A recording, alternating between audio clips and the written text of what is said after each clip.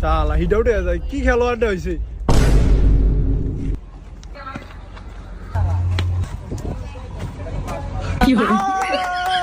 তো এই টাকার ব্যাটসম্যান নাই, আমগো ব্যাটিং।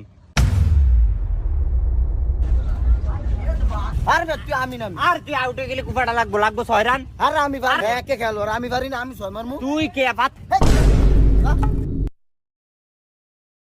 দেও মাই সামনে কত ব্যাট ফিরে তারেন।